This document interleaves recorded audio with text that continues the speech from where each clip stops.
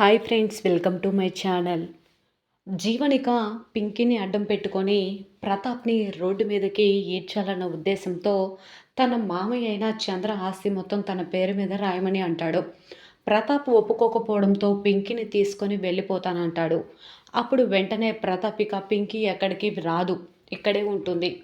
కావాలంటే ఆస్తి రాసిచ్చేస్తాను, రేపు లాయర్ని పిలిపించు చంద్ర అనగానే, అదేంటన్నయ్య, పింకీని తీసుకుని వెళ్ళినంత మాత్రాన మీరు ఆస్తి అంతా రాయడం ఎంతవరకు కరెక్ట్ అని చెప్పి అంటూ ఉంటే, మనం ఏం చేసినా పిల్లల భవిష్యత్తు కోసమే కదా చంద్ర. అలాంటప్పుడు పింకీ కోసం ఇది చేయటం తప్పని నాకేమీ అనిపించట్లేదు అనగానే, వెంటనే కోపంగా చంద్ర ఏం మాట్లాడాలో అర్థం కాదు, అలానే ఉండిపోతాడు. ప్రతాప్ అక్కడి నుంచి వెళ్ళిపోతాడు.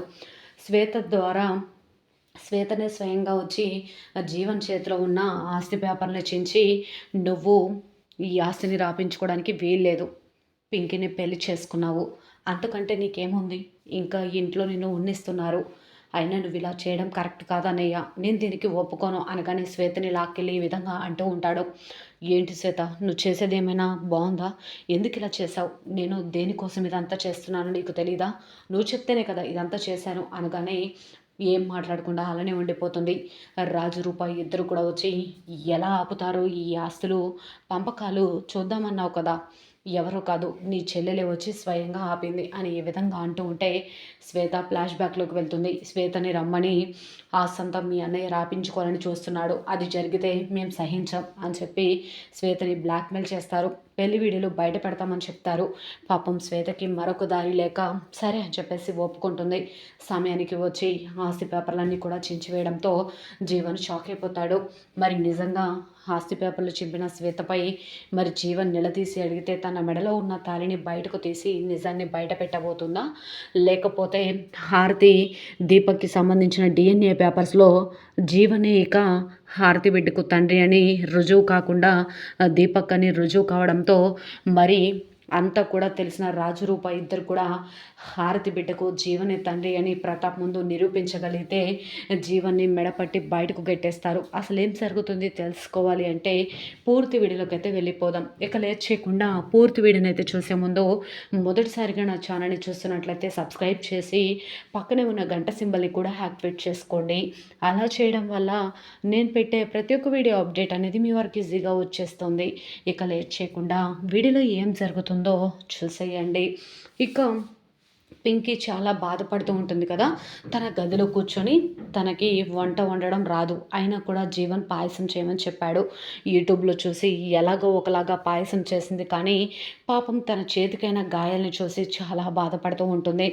వెంటనే ఇక రూపారాజు ఇద్దరు కూడా వెళ్ళి, ఏమైంది పింకీ, అయినా నాకు పాయసం రాదని చెప్పావు, సైలెంట్గా ఉండొచ్చు కదా అని అంటూ ఉంటే, ఏం చేయమంటావు అక్క, దరిద్రం అని చెప్పి ఈ విధంగా అంటూ, ఆ రోజు గోపి నన్ను వదిలేసి వెళ్లకుండా ఉన్నట్లయితే నాకు ఈ శిక్ష తప్పేది, జీవన్ నా మెడలో తాళి కట్టకుండా ఉండేవాడు అనగానే, అసలు జీవన్ నీ మెడలో తాళి కట్టేటప్పుడు నువ్వు స్పృహలోనే ఉన్నావా అని అడుగుతూ ఉంటే, లేదు బావా అని చెప్పేసి అంటూ ఉంటుంది పింకీ. అయితే వీళ్ళంతా కావాలనే ప్లాన్ చేసి ఇందాక మనం ఏం చేశామో అదే చేశారు అనగానే, వెంటనే ఏం మాట్లాడాలో అర్థం కాక పింకీ అలానే చూస్తూ ఉంటుంది. పింకీ, నువ్వేమి బాధపడకు, నీకు ఖచ్చితంగా మేము న్యాయమే చేస్తాము అని ఈ విధంగా అంటూ ఉంటే, నాకు గోపిని చూడాలని ఉంది అక్క అని చెప్పేసి పింకీ ఇక రూపని అడుగుతూ ఉంటుంది. వెంటనే ఖచ్చితంగా గోపి సేఫ్గానే ఉన్నాడు, నువ్వేమీ కంగారు పడకు అని చెప్పేసి సర్ది చెప్తూ ఉంటారు రాజు రూప ఇద్దరు కూడా పింకీకి.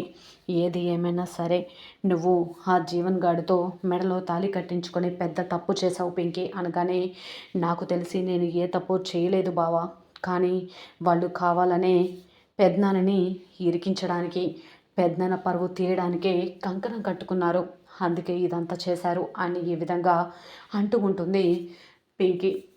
పెద్దయ్య గారిని మా కంఠంలో ప్రాణం ఉండగా ఇబ్బంది పెట్టే పనులు మేము ఎప్పటికీ ఎవరితోనూ చేయనీయము, ఆయన్ని చూసుకోవాల్సిన బాధ్యత మాది, నువ్వేమీ కంగారు పడకు అని చెప్పి సమయానికి శ్వేత వచ్చి ఆస్తి అంతా కూడా జీవన్ పేరు మీద రాయకుండా ఆపింది కాబట్టి సరిపోయింది.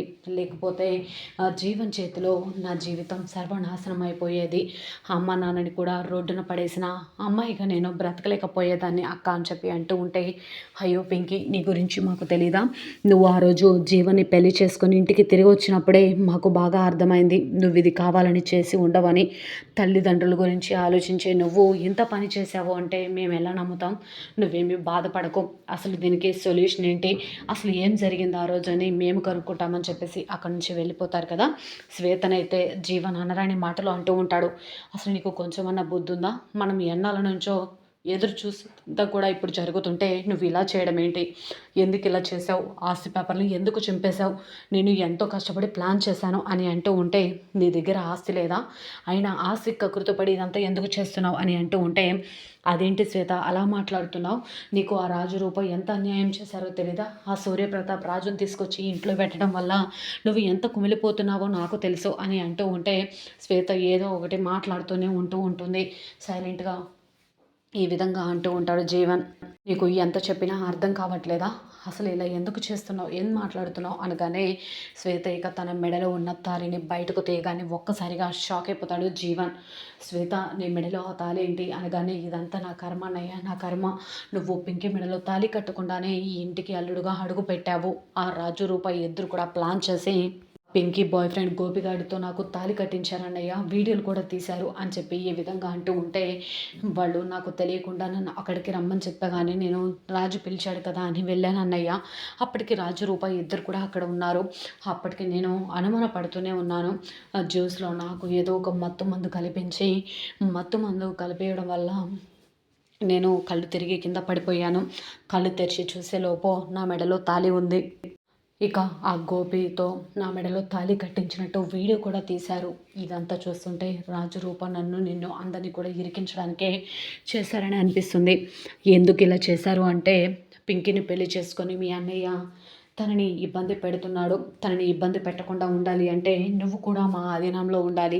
అందుకే ఇదంతా చేశాము అని అంటూ ఉంటే, ఏం మాట్లాడాలో అర్థం కాక జీవన్ అలానే అంటూ ఉంటారు.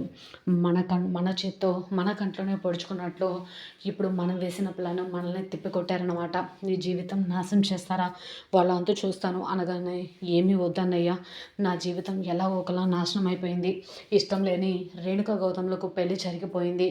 నాకేమో ఎవడో కూడా తెలియని ఆ గోపిగాడు నా మెడలో తాళి కట్టాడు.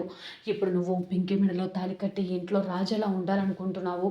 నీకేం జరుగుతుందని నాకు కంగారుగా ఉందన్నయ్య అనగానే, నాకేం జరగదు, నువ్వేమి కంగారు పడకు అని అంటూ ఉండగా, డిఎన్ఏ రిపోర్ట్స్ వచ్చాయంటూ డాక్టర్ వస్తాడు. అప్పుడు జీవన్ కంగారు పడిపోతూ ఉంటాడు.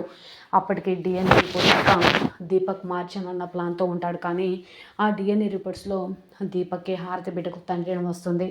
వెంటనే ప్రతాప్ ఇక తుపాకీ తెచ్చి, జీవన్, దీపక్, ఇక నువ్వే హారతి బిడ్డకు తండ్రి అని తేలింది. అక్క వీడిని బ్రతకనివ్వనని చెప్పి తుపాకీ తీసుకొని కాల్చబోతూ ఉండగా, విజయాంబిక ఈ విధంగా అంటూ ఉంటుంది. ఆగు తమ్ముడు, ఆగు. ఇదంతా ఎందుకు జరిగిందో మనకు తెలియదు. అయినా దీన్ని బట్టి ఆలోచిస్తూ ఉంటే ఇదంతా కావాలనే జరిగినట్లు అనిపిస్తుంది అని ఈ విధంగా అనుకుంటూ ఉంటే, ఏం చేయాలో అర్థం కాక ఆలోచిస్తూ ఉంటుంది విజయాంబిక. ఒక్క నిమిషం ఆలోచించు తమ్ముడు. మందారంతో పెళ్లి జరిగినప్పటి నుంచి దీపక్ ఎటువంటి పిచ్చి పనులు చేయలేదు, అది నీ కూడా తెలుసు అని ఈ విధంగా అంటూ ఉంటే, వెంటనే రాజు రూప ఇద్దరు కూడా, అవును పెద్దయ్య, దీపక్ ఇక హారతి బిడ్డకు తండ్రి అంటే మేము కూడా నమ్మలేకపోతున్నాము. మాకెందుకో అనుమానంగా ఉంది.